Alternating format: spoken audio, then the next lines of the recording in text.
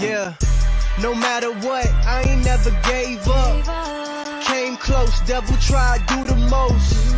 Can't nobody block me from my destiny. They try to block me, dog. Gotta keep the faith, I know he testing me. Made it through the fire, now I'm living proof. Said I made it through the fire, now I'm living proof. Haters taking shots, but I'm bulletproof. Whoa.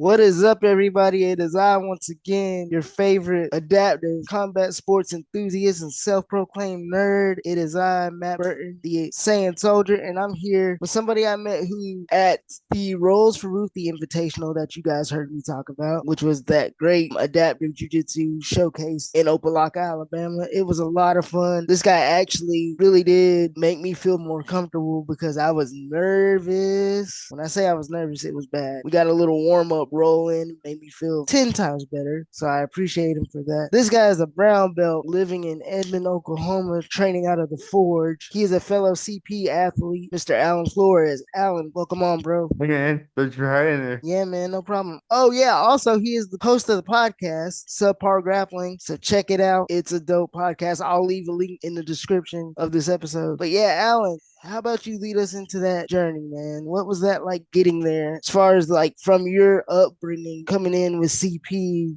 as a child with CP, how you got into jiu-jitsu and got all the way to brown belt. Yeah, man, no, yeah, well, thanks for having me. I didn't actually start jiu-jitsu until I was like 23. As a kid, I was never athletic. I was never into like working out or lifting weights or trying any of that stuff. And my family's like a bunch of soccer players except me. So when I was in college, actually, my friend Roy, he started training jiu-jitsu like in our hometown in Sherman, Texas. And he was one of those 10th Planet dudes. There was a 10th Planet affiliate in Sherman. And every time I would talk to him, he would be like, oh, dude, like, I started doing this thing. It's called jiu-jitsu. And like, I'm just always at the gym. I'm always training. I'm always doing this. And I'm like, bro, what are you even doing? Like, is this one of those like one-in punch type things, dude? And like, what is this? And so I went with him one time. We got to do like some flows, and he taught me a few things, and that was super cool. I was in college, broke at the time, and there was nowhere nearby for me to actually train myself, so I kind of forgot about it until I moved to Dallas. I got my first job, and there was a gym like 5 minutes from my house. It was called Octagon MMA, and so I started going there. And the first day was a no-gi day. We were doing leg locks, we were doing heel hooks, and I didn't know. Yeah, I didn't know what a heel hook was, so I was just like, all right, I guess this is what we're doing. But yeah, so that was our first class heel hook, and I just signed up that day, man, and that was almost 9 years ago, and It's crazy how it flies by. yeah, I know. I started training under Professor Octavio Couto. He was like a really famous jiu-jitsu coach who's passed away now, unfortunately. The first day I met my other coach who I was trained under, and where I would get my blue and purple belt from. His name was Marco. So I moved back home to Sherman, and I was training at Marco's gym, and that's where I got my blue belt and my purple belt from. Nice. So Hold on. Let's go back into that real quick. So you said all your family was soccer players except for you, of course. I don't know what it is. I did the same thing. Like I had football players and basketball players and track runners in my family. I don't know why I wanted to try soccer. Oh, really? I think I tried out for the soccer team in middle school, obviously. Oh, nice. I thought that was gonna be my sports avenue. No, I was no good at it, man.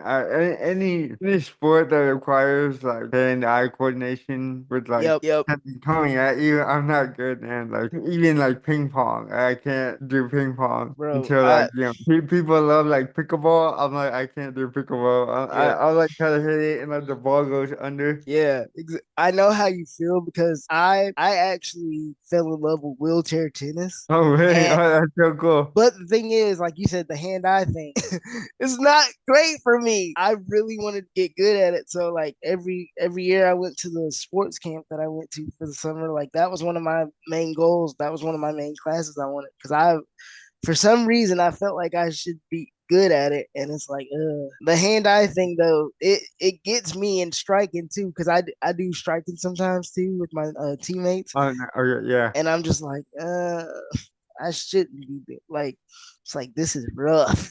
I love Yeah, it, but it's it's rough. hard, man. It's hard. So going with your friend when you were in college, that's almost 10 years ago now. Like, so you started when you were 23, Yep. you're 33 now. Like, what? Yeah, I'll be 33 in March as of, Right. I guess, Okay. this recording. Yeah. But yeah, So 32. I can imagine the ups and downs and the trials and tribulations you went through going through. I'll say that you have better movement than I do. That I could tell from our roles, man, because you were really fluid with your movement, and I was impressed. What was that?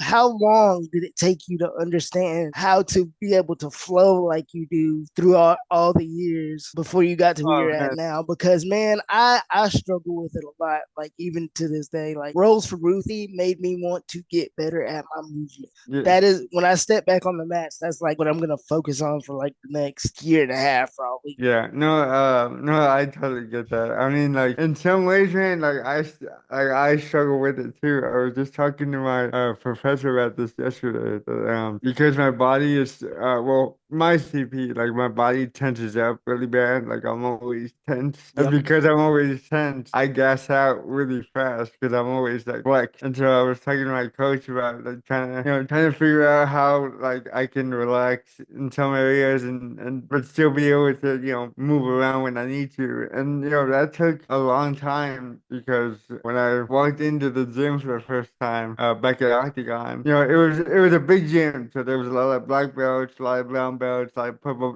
a lot of advanced guys, and so they were out there shooting triangles, shooting flying arm bars, doing bolos and all this stuff. And I just remember seeing that, like, yeah, I can't do that. Yeah, I can't invert like that. Yeah, my legs don't do that stuff. And then in some areas, I like, I still can't do certain movements. And so I think I've been fortunate enough to have just people, higher level people kind of help me out and figure out how to move better. And because, I will say jujitsu has helped me a lot with my movement, with my walking, and I can move better than what I used to. But there are still instances where I can't keep up or I can't put my leg in a weird angle to keep my guard or whatever. And so, as far as, the fluid movement, I never think it's fluid, dude. Like, it's funny you say it's fluid. I think it's clunky as hell. Like, I still feel very clunky because when I watch other people and they just kind of flow and float around, I'm like, yeah, I'm not floating. I'm just like, what's that thing from Toy Story? Like, I'm falling with style. Like, Yep. Yep. I'm rolling I'm like collapsing with style. Yep. I totally get that because like you just said, you still feel clunky, but to me you were fluid. It's the same thing. Like that just goes to show you like the difference in CP. Like there's a lot of people that have said to me, that I know another person that has CP, but they're not like yours. Yeah, there's different levels to it. And I think that's a hard thing for people to understand. Like there's different severity levels to CP. Like you said, like you still feel clunky to you. I thought you were fluid. I feel clunky as crap to me, but to somebody else, it's like, dude, you move a lot. And I'm like, okay. It's just a Yeah, no, mess. So I mean, when I start to kind of feel, when I start to feel kind of down about, I'm because sometimes I get in the headspace of like, hey, I'm a brown belt, I should be better than what I actually am right now. Sometimes you have to remember that, like, it's a big deal that we do it at all. You know what I mean? Like some people who without disabilities, they try it and they think it's hard, and mhm. because it is hard, and they quit, us two with CP and other people with missing limbs or whatever, and they stick with it. Sometimes we have to give ourselves some grace that like it's cool that we are able to do it at all, let alone, compete and all that stuff. Yeah, that's one thing I struggle with too. It's pretty much imposter syndrome. You feel like I should be at this level when I'm because I know how good I am. Like I know what I put myself through and I know what I'm capable of. But then, like you said, you got to give yourself the grace of it's great that I'm even doing this at all. It's like you gotta sit down and think. You know how many people you've seen come and go and you're still here and they Yeah. ain't. So, like you said, it's all about giving yourself some grace and having that perspective. And I think for most people with disabilities, that's really hard to do. Oh, for sure, man. Like I'm learning how to do it too, dude. Like it's really hard to do that. It really is, because that was one of the great things about being at Rolls for Ruthie is like we could all look at each other and be like, "This is cool that we're all here, even though we all have similar stories, similar struggles. We're all different, and we're all still here." Yeah, for sure, man. I know that adaptive combat sports is about to get even bigger if we can keep growing it. Yeah, I hope it gets bigger because it's so cool to see the all the adaptive athletes, all the adaptive tournaments around the world and stuff like Mhm. that. So like, I really hope we have more here in the States because I know not everybody can just go to Europe or go to Abu Dhabi. We can't all just fly over real quick and go compete. Right. I agree. A lot of us have trouble just getting around the states, let alone different countries. So yeah, Yeah, yeah, for real, man. it'd be nice to see it grow. And it's gonna, because I know me, you, everybody that was there, we're all, that's the goal, is all working together to get it to grow more. Like there's a level of competitiveness there, but like we're not stepping on each other to make it get to the next level. We're trying to carry each other with it. Yeah, yeah, no, I think that's a cool thing that we're trying to, take everyone with us Yeah. to this whole new, this whole new like division of jiu-jitsu. It is competitive, and at the end of the day, someone's gonna win, someone's gonna lose a match. I think it's still really awesome that we're all just kind of like, hey, dude, you did great. Come on, let's go do another one. Yep. People see it and recognize the potential that's there. Something interesting I thought about you was you grew up in five different countries, man. Mm. You've lived in five different countries. Uh, You were yeah, telling me a little bit, three different countries. three different countries. Three different Yeah, countries. cool, man. What was the adjustment like for you as an adaptive? Because everywhere is different. Even towns and cities is different. I can imagine countries was a big adjustment. Tell me what Uh, that was like. yeah, so I moved to El Salvador when I was 11. I think I was in the fifth grade when I moved there. That's cool. So we moved to like a very like poor and rural area. Yeah, so it was like, mud houses. Well, not maybe not. Well, some people had mud houses with like tin roofs and dirt roads, people on horseback and like very like, poor. And so disabilities are seen, well, at least back in the day, they were seen as a very big like negative and hindrance towards the lifestyle there because the work was just very, you had to go work outside in the field and you had to go take care of the animals or plant the corn or the beans or the corn or whatever. And if you couldn't do that, then like you were good at you type deal. Yeah, And that's what I was wondering about, because I could see that being an issue. And man, I applaud you because I know that took some mental fortitude for sure. Thanks. Thanks. Yeah. So kind of getting used to that. I started going to school there, and I think the hardest part is there were no other like disabled people I could relate to. There were, but all the other kind of disabled people were kind of like abandoned, or and they were not in good places, and so like Right. I couldn't really relate to anybody. So I had to make it to where, hey, I was disabled, but like I can still do everything everybody else does. And so I kind of had to like figure out how to not be disabled, which Yeah. that was that I think that was the most difficult part, was that like I had this like pressure to perform, I guess, to like do well and everything, because or else I was just a disabled kid. And so yeah, so for example, like here, I think I talked about this on my show, but like the kids here have like accommodations and people who can take notes for you and all that stuff. Salvador, they don't have that. And so if someone helped you, do your homework or build something or stuff like that, that was like, it was cheating. It's like, well, you didn't do it, someone did it for you. And so that's kind of the attitude that I experienced a lot. Right, right. Like you said, you had to kind of build yourself to quote unquote not be disabled. You kind of had to constantly prove yourself. Yeah, I basically what it was. I had to prove, Yeah. to everybody else that like I wasn't, You wasn't gonna I be a wasn't, hindrance. Like, yeah, you're yeah, disabled, but you're not gonna be a hindrance either. yeah, and Yeah. and I think also every disability that they saw, like no matter what disability, it was equal to an intellectual disability. Hmm. And so like, it doesn't matter what it was, they would, that's how I got bullied and stuff. That like, people would call me drunk, or people would call me Yeah. just psycho, or stuff like that.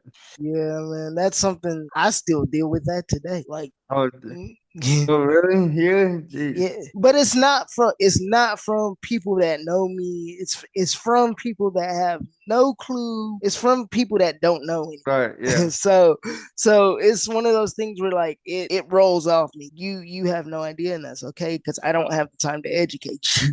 yeah, no, for sure. You have an incredible story. I'm looking forward to working with you more. I want us all to be able to work together and keep making this grow. So I feel like once that happens, the Mhm. sky's the limit for us, man. Yeah, for sure. What, Yeah, I've been trying to figure out how to get sponsors for myself for my show. Like yep, I've never me done too. something like this before, man. So I'm learning as I go. You know what I mean? Me I'm just too. That's why I wanted to have you on because I knew you'd be a great guest and I knew I we'd help each other out. Yeah, yeah. I like how you got your Dragon Ball Z behind your head. That's Yeah, man. Yeah, Saiyan Soldier, bro. I had to do yeah, it. saying soldier. Uh, Yeah, like that show built my entire mentality. Not single-handedly, but because I've said it before and I'll continue to say it. My parents were instilling in me the stuff that Dragon Ball was, yeah, the philosophy of Dragon Ball and the Saiyans.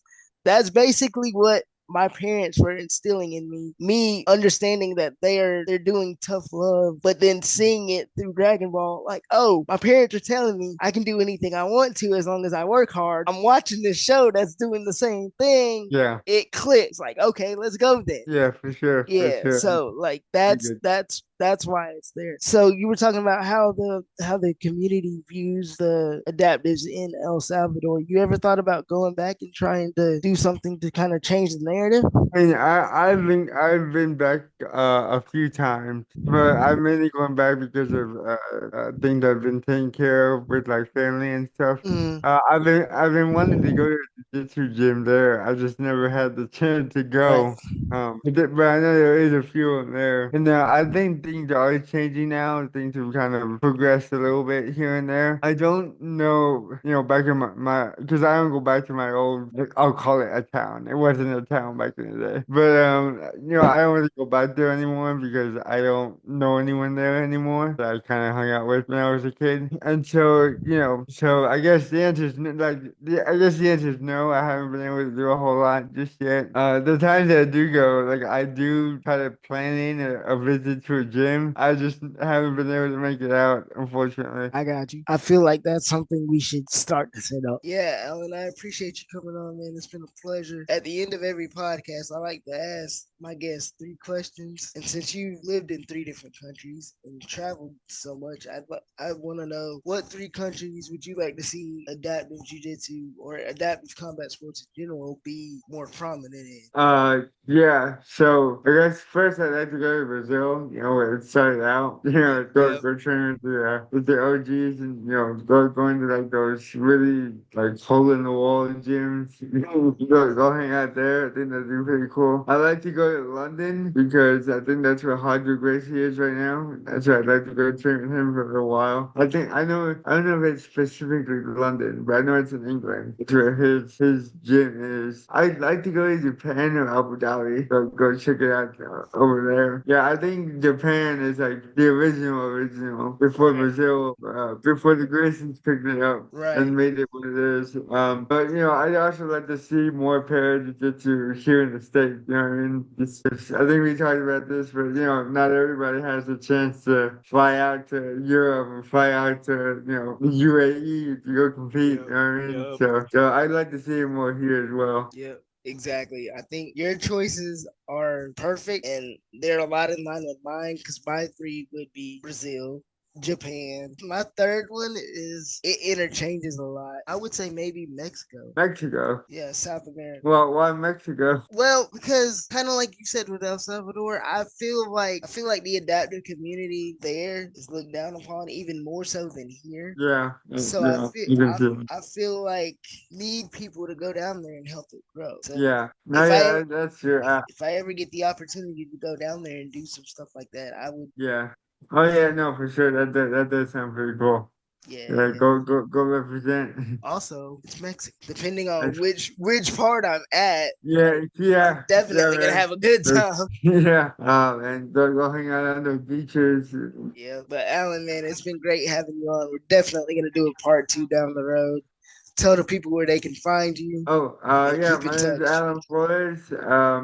My channel is called Subpar Grappling. Subpar like golf, subpar and then grappling. And I made it easy for everybody, so that's the name of my channel. That's my Instagram handle. I'm not on TikTok. I refuse to be on TikTok. But Don't blame me. yeah, so I'm on YouTube and Instagram and on Spotify. So yeah, Subpar Grappling. Yes, sir. Subpar Grappling. I'll leave the link in the description. Y'all check him out. Alan, it's been a pleasure. Ladies and gentlemen, that's it for another episode of Saiyan Soldier Pod. Peace out. Thanks for having me.